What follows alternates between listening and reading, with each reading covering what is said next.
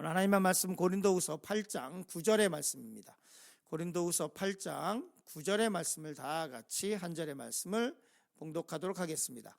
우리 주 예수 그리스도의 은혜를 너희가 알거니와 부요하신 자로서 너희를 위하여 가난하게 되심은 그의 가난함을 인하여 너희로 부요케 하려 하심이라. 아멘. 오늘 말씀은 고린도후서 8장 9절의 말씀인데요. 이 8장 9절에 있는 이 말씀과 이사야서 53장의 말씀이 굉장히 일맥상통하고 연결이 되어 있습니다. 오늘 말씀의 제목은 부요케 하는 부요에 대해서 말씀을 나누려고 합니다. 오늘 말씀에 등장하는 두 가지 핵심적인 단어가 있는데요. 그것은 뭐냐면 은혜이고 그리고 또한 부요함이라는 것입니다. 오늘 첫 번째로 말씀을 나누려고 하는 것은 고린도후서 8장 9절 말씀에 이렇게 되어 있습니다. 우리 같이 읽었으면 좋겠습니다. 우리 주 예수 그리스도의 은혜를 너희가 알거니와, 이렇게 되어 있습니다. 서두에는 우리 주 예수 그리스도의 은혜라고 하는 것이고, 그리고 너희가 알거니와 이렇게 되어 있습니다. 즉 다시 말해서 그리스도의 은혜를 얘기할 때 이 은혜는 갚지 못할 은혜를 이야기합니다. 즉 다시 말해서 우리가 어떤 은혜를 입었다 해서 그 사람에게 은혜를 다시 갚을 수 있고, 그런 은혜가 아니고 갚지 못하는 은혜이며, 그리고 이 은혜는 일방적인 은혜를 얘기합니다. 마치 부모가 자녀들에게 일방적인 은혜를 부어주는 것과 같습니다. 교도소 사역을 하다 보면 여러 가지 생각할 것도 많이 생기고, 그리고 여러 가지 일들을 보게 됩니다. 제가 청송교도소라고 하는 데가 있습니다. 한국의 청송교도소. 그러면 청송교도소는 보통 이제 뭐 신창원 이런 사람들, 아주 극악무도한 사람들이 가 있는 데입니다. 청송교도소에서 말씀을 전하러 이렇게 갔습니다. 갔더니 깜짝 놀란 게 몇 가지 있었는데요. 청송교도소에 갔더니 거기에 성가대가 있더라고요. 그래서 깜짝 놀랐습니다. 교도소에 성가대도 있고, 교도소 안에는 목사님도 있고, 교도소 안에는 장로님도 있고, 교도소 안에는 권사님도 있고, 집사님도 있어요. 그냥 재직 딱 모아서 그냥 교회하면 돼요. 근데 다 그분들이 이제 교도소에 있는 거 보고 깜짝 놀랐습니다. 성가대를 하고 예배전 찬양을 하는데 자기네끼리 이제 설교니까 이렇게 앉아서 이러고 있는데 자기네끼리 열심히 하고, 아이고 찬양도 얼마나 잘하는지 몰라요. 엄청나게 잘합니다. 그분들이 이제 교도소 이렇게 교도소에서 사역을 하고, 거기서 물론 나쁜 죄를 졌지만 거기서 회복되길 바라고 또 기도하고 하는 것이 있죠. 억울하게 들어온 사람도 있겠죠. 그 가운데 본의 아니게 실수로 인해서 들어온 사람도 있을 것입니다. 그런데 거기에 어떤 것이 있냐면 폭력으로 들어온 사람들, 근데 특별히 친족 폭력, 즉 다시 말해서 부모님을 이렇게 팬 거예요. 돈을 안 준다고 뭐 패거나, 부모님을 패서 그 노부모가 막 그냥 진짜로 죽을 위기까지 놓여 있었던 그 부모님들. 그런데 그 폭력으로 들어온, 부모를 폭력으로 패서 들어온 그 사람의 옥바라지를 하는 사람은 누구냐면 부모님이에요. 특별히 어머니. 돈 안 준다고 나이든 노모를 그렇게 술 챘던 뭐 했던 뭐 그냥 그렇게 패가지고 주위 사람들이 연락을 해서 그래서 잡혀왔는데, 그 사람, 진짜 호로 자식이라는 말을 줘야 되죠. 그 자식을 옥바라지 하는 분은 누구냐면 그 어머니더라고요. 그 어머니. 그게 일방적인 은혜, 일방적인 사랑, 그 사랑을 얘기하는 거예요. 그 우리 주 예수 그리스도의 은혜라고 할 때는 일방적이고 갚을 수 없는 은혜이고, 또 하나라고 한다면 창조주의 은혜예요. 즉 다시 말해서 오늘 말씀하고 있는 이 말씀 가운데 뒤에 그는 근본 하나님의 본체시나 자기를 비어 종의 형체를 가졌다, 이 은혜, 창조주이신데 종의 형체, 본인이 만드신 그 피조물의 형체를 가지셨다라고 하는 의미를 제가 묵상하다가 이 의미를 어떻게 설명하면 좋을까라고 생각을 했었는데요. 딱 이렇게 설명하면 좋을 것 같습니다. 뭐냐면 우리 가정에 이제 애완동물들이 있죠. 펫, 강아지도 키우시는 분도 있잖아요. 내가 그 강아지나 개의 형체를 입고 그 강아지나 개를 구하기 위해서 내가 강아지와 개의 형체를 입고 그 강아지를나 개를 위해서 죽었다고 생각하시면 돼요. 그 은혜를 얘기해요. 그거보다 더 심한 것인데, 쉽게 얘기하면 이런 거예요. 집에 강아지가 정말 사랑스럽기도 하고 뭐 사랑스럽지 않을 수도 있고, 그런데 내가 주인이 내가 그 강아지의 형체를 입고 그 강아지를 구하기 위해서 죽었다라고 생각하시면 좋을 것 같아요.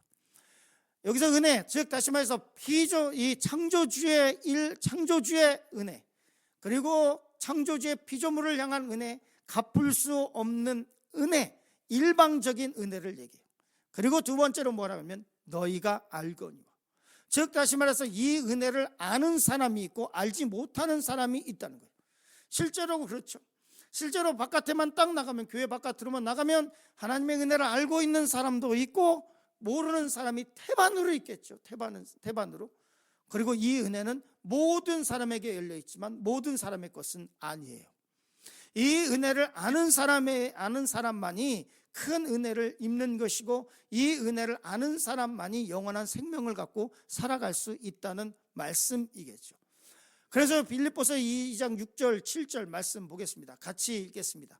그는 근본 하나님의 본체시나 하나님과 동등됨을 취할 것으로 여기지 아니하시고, 내가 우리 집 개의 모습을 갖고 그 개를 위해서 다른 개들의 생명을 살리기 위해서 내가 죽는 것과 똑같은 거예요. 그는 근본 하나님의 본체시나 하나님과 동등됨을 취할 것으로 여기지 아니하시고 오히려 자기를 비워 종의 형체를 가져 사람들과 같이 되셨다. 그리고 사람들과 같이 똑같이 되셨는데 그 안에서의 슬픔과 고통과 그 안에서의 모든 질고를 다 겪으셨다라고 말씀을 하고 있어요. 이 말씀 속에서는 예수님의 모습을 우리는 볼 수 있습니다. 예수님께서 이 가난한 목수의 집안에서 태어나셨죠. 이 동정녀 탄생에 대해서 말씀할 때 두 가지가 생각나는 게 있습니다. 새벽 예배이기 때문에 졸지 마시라고 하시는 얘기인데요. 구봉서 장로님이 있습니다. 구봉서 씨, 이 유명한 코미디언이었죠. 이 구봉서 장로님이 믿음이 아주 좋았습니다. 그래서 후배 연예인들을 데리고, 그리고 이제 아주 성경 공부를 열심히 하셨어요. 근데 젊은 저 연예인이 성경 공부를 하면서 예수님의 동정녀 탄생에 대해서 계속 이렇게 말씀하는데 깐족깐족대는 그 아주 새파란 연예인이 있었어요. 남자애가 계속 예수님의 그 성령으로 인한 동정녀 탄생을 얘기하는데 뒤에서 저쪽에서 이제 계속 얘기하는 거예요. 아이고 어떻게 처녀가 엘라요, 어떻게 처녀가 엘라요, 막 계속 깐족대는 거예요. 이 구봉서 유명한 일인데요. 이 구봉서 장로님이 뭐라고 했냐면, 탁자를 탁 치면서 뭐라고 했냐면, 야 마리아네 남편 요셉도 믿고 데려왔는데 네가 뭔데 안 믿어? 이렇게 얘기를 했다고 하네요. 그 말씀이 아주 제가 볼 때는 명언이에요. 그 다음 것이 뭐냐면, 요셉이 믿음을 가지고 예수님을 자기하고 아무 일도 없었고, 그런데 배가 이렇게 부른 여인을 데리고 와서 이제 결혼 생활을 하는데, 그리고 예수님이 태어나셨어요. 어떤 분 얘기입니다. 그리고 이 요셉이 그 아이가 크는 것을 보고 이런 말씀을 하더라고요. 한 번도 그 요셉이 의심하지 않았을까? 정말로 성령으로 잉태돼서 태어났나? 정말로? 그러면 예수님 입장에서는 아이 때부터 자랄 때 요셉의 그 따가운 시선이 없었을까? 그리고 그 예수님께서 12살 되신 이후에 요셉은 성경에서 등장하지 않아요. 예수님의 부모가 요셉과 마리아가 예수님을 예루살렘으로 데리고 갔다가 거기서 잊어버렸을 때 이제 예수님께서 그 회당에서 성경학자들하고 말씀하시는 그때 딱 이름이 요셉이 등장하고 더 이상 등장하지 않습니다. 12살 이후에 요셉이 등장하지 않는 걸로 봐서는 요셉은 아마도 일찍 죽었을 가능성이 굉장히 높습니다. 왜냐하면 예수님께서 공생애를 시작할 때 이 마리아가 예수님의 마리아와 요셉과 정상적인 부부 사이에서 태어난 형제들을 데리고 오시는 장면이 나오는데, 거기서도 요셉은 나타나잖아요. 그러면 요셉이 일찍 죽었다고 생각을 하면 예수님은 아마 소년 가장으로 그 가난한 가정에서 크셨을 거예요. 가난한 가정에서의 그 장남으로서 가정의 경제를 책임지면서, 그리고 그 가정의 직업이 가업이 뭐였냐면 목수였어요. 일반 목동도 아니고 목수였어요. 그 당시에 그 목수가 벌어들일 수 있는 인컴이 얼마나 됐을까요? 지금이야 카펜터가 굉장히 많이 벌지만 그것도 요즘이나 그런 거지 한 20, 30년 전에만 해도 목수 직업이 그렇게 많이 버는 직업이 아니었어요. 그러니 그 가난한 그 가정에서 목수로서 그 가정을 책임질 때, 소년 가장으로서 그 가정을 책임질 때의 그 고난, 제가 이 설교를 어딘가 했더니 어떤 분이 펑펑 울더라고요. 뒤에서 왜 그러나 그랬더니, 목사님, 제가 소녀 가장이었어요. 우리 부모님이 일찍 돌아가셔서, 근데 제 고통을 예수님께서 아신다라고 하시는 그 표현이 그냥 뜬구름 잡는 게 아니라 주님께서 그렇게 그 가정에서 자란 것을 이제야 깨달았다 그러면서 펑펑 울더라고요. 근데 실제로 그랬어요. 성경에 보면 요셉이 등장하지 않아요. 종의 형체를 비어 사람과 같이 되었고, 그리고 너무너무 낮아지셨는데, 오늘 본문의 말씀에 보면 이렇게 되어 있습니다. 같이 읽겠습니다. 고린도후서 8장 9절 같이 있습니다. 부요하신 자로서 너희를 위하여 가난하게 되심은 그의 가난함을 인하여 너희로 부요케 하려 하십니다. 두 가지 말씀이 있죠. 가난하게 되면, 그가 가난하게 되면, 그 가난하게 되심으로 말미암아, 그리고 뭐라고 말씀하고 있냐면 너희로 인하여 너희로 부요케 하려 하십니다. 여기서 두 단어가 부요 앞에 등장하고요, 부요하신 자로서 뒤에 너희를 부요케 하려 하십니다, 이렇게 등장하고 있는데요. 이 부요케 하다라고 하는 말은 플루테세테라고 하는 말인데요, 이 부요는 뭐냐면 다른 사람을 부유하게 할 수 있는 부유함이에요. 그냥 내가 좀 먹고 살 수 있는 그런 정도, 내가 좀 딴 사람들에 비해서 좀 집도 크고 차도 크고 뭐 이 정도, 그 정도의 부요를 얘기하는 것이 아니라, 부요하신 자라고 얘기할 때 그 부요는 어떤 것을 얘기하냐면 다른 사람을 부요하게 할 수 있는 부요예요. 즉 다시 말해서 하나님께서, 예수 그리스도께서, 우리 주님께서 성경에서 얘기하는 부요하신 자라고 하는 것은 이 부요가 그냥 뭐 세계 몇 위에 드는 부요다 이런 것이 아니라 다른 사람을 부요케 할 수 있는 부유함을 얘기해요. 이 부유함을 가질 수 있는 사람은 없어요. 즉 다시 말해서 우리의 부요는 상대적인 거예요. 즉 다시 말해서 다른 사람에 비해서 좀 부유하다, 근데 나보다 더 부유한 사람을 만나면 나는 그냥 폭삭 쭈그러드는 거죠. 재벌 앞에 가서 그 어떤 부자가 부유하다고 얘기할 수 있겠어요? 그 재벌도 또 다른 재벌이 있고 또 다른 재벌이 있고 또 다른 재벌이 있더라고요. 항상 걷는 사람 위에 뛰는 사람이 있고 뛰는 사람 위에 나는 사람이 있는 것 같아요.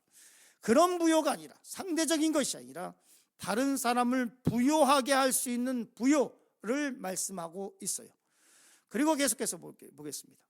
이 부요함으로 인해서 그는 실로 우리의 질고를 지고 우리의 슬픔을 당하였거늘, 여기서 나오는 질고, 페인, 우리의 슬픔, 소로, 그는 우리의 페인을 지고 우리의 아픔을 지고, 우리가 이 세상에 살면서 겪는 그 고통, 경제적인 아픔, 아니면 삶에 있어서의 고통, 인생에 쓴 것, 그것들을 지고 우리의 슬픔, 우리가 살면서 당하는 수많은 슬픔들, 무시당하는 것으로 인해서 슬픔, 인생에 있어서 여러 가지 살다 보면 사랑하는 사람을 잃을 때의 슬픔, 그리고 또 내 꿈이 좌절됐을 때의 슬픔, 내가 바라고, 내 인생에 있어서 바라고 소망하는 것들을 이루지 못했을 때의 슬픔, 낙심, 그 슬픔을 당하셨다라고 말씀을 하고 있어요.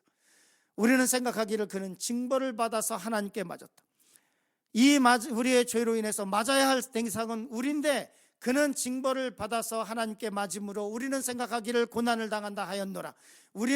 예수는 우리의 범죄함을 위하여 내어주음이 되었고 또한 우리의 의롭다 하심을 위하여 살아나셨느니라 라고 말씀을 하고 있어요. 이 징벌의 받음은 하나님께서는 예수 그리스도를 우리의 죄로 인해서 범죄함으로 내어줬다. 즉 다시 말해서 우리가 받아야 할 징벌의 자리에 예수님을 밀어넣었다라고 얘기를 하고 있어요. 그래서 예수님께서 거기서 징벌을 받고 맞고, 그리고 또한 로마서 4장 25절 말씀, 우리를 의롭다 하심을 위하여 살아나셨느니라. 그 죽음에서 우리의 모든 죄악과 슬픔을 담당하시고, 그리고 우리를 의롭게 하기 위하여, 새로운 피조물로 살아가기 위해서, 새로운 정체성을 가지고 살아가게 하기 위해서, 얘야 이전 것은 지나갔어, 너는 이제 새로운 사람이 됐어 라고 하는 선포와 함께 새로운 사람으로, 새 피조물로 살게 하기 위해서 부활하셨다라고 말씀을 하고 있어요.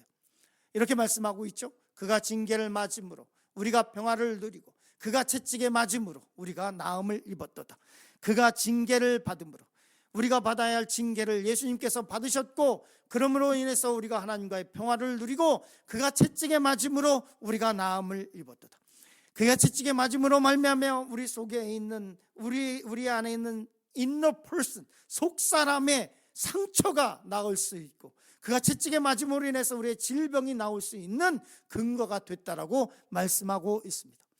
고린도후서 8장 9절은 이렇게 얘기합니다. 부요하신 자로 가난하게 되시면 우리로 부요하게 하려 하심이라 라고 말씀을 하고 있고, 가난과 경제적인 어려움으로 고통당하고 있습니까? 고린도후서 8장 9절의 말씀을 붙잡으시길 간절히 축원합니다. 질병 가운데 있습니까? 그가 채찍에 맞음으로 우리가 나음을 입었다라고 하는 이사야서 53장 5절의 말씀을 붙잡으시길 간절히 축원합니다. 예수님의 승리가 우리의 승리가 되길 간절히 축원하며, 이 복음의 말씀으로 오늘을 살아가시길 간절히 축원합니다.